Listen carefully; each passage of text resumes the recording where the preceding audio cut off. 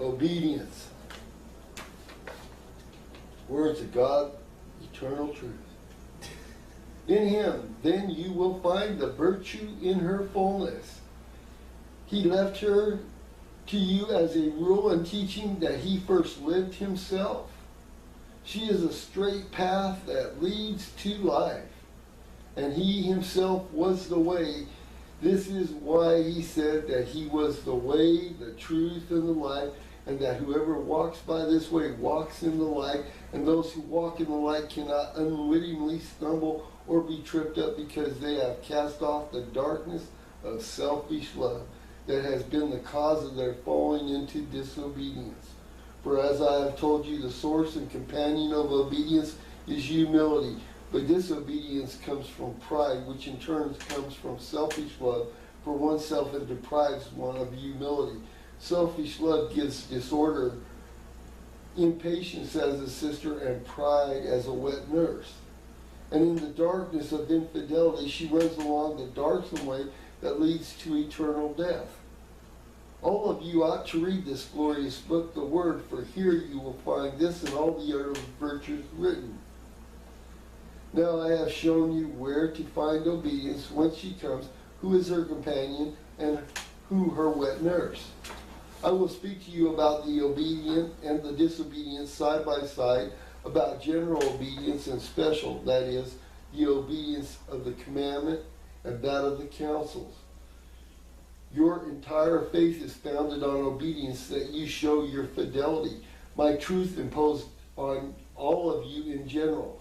The commandments of the law, chief of which is to love me above all things and your neighbor as your very self, and the others are bound up with this one, that those who observe this one necessarily observe them all, and those who let go of this one, let go of them all. Those who observe this double commandment observe all the others. They are faithful to me and their neighbors, and they love me with affection and are affectionate towards my neighbors.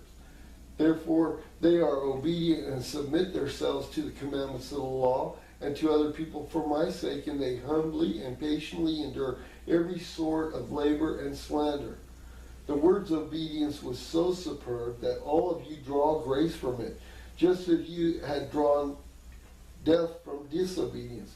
But it would not be enough, for it to be in Him alone and not to be exercised by you here and now. I have already told you that this obedience is a key that unlocked heaven. A key that must be in the hands of His vicar, that He put in the hands of His vicar. This vicar put it in the hands of each of you when you receive holy baptism, promising to obey me and to renounce the devil and the world and all their pleasures and their ostentations. So each of you individually has it, and the very word's key.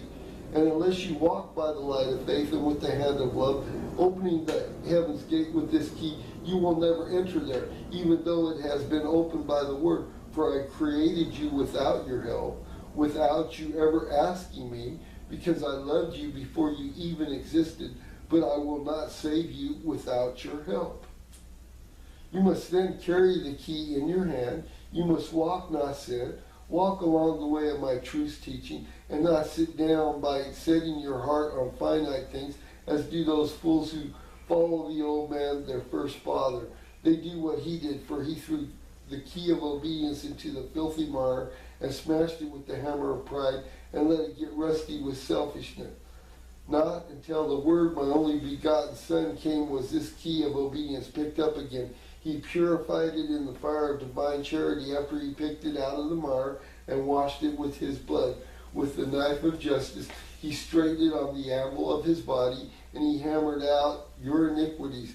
He repaired it so perfectly that no matter how you might damage it with your free choice, by your same free choice, you can, with the help of my grace and using these same instruments, repair it again. Oh, blind and worse than blind are those who care nothing about repairing this key of obedience after you have damaged it. Do you think the disobedience that locked heaven will open it for you?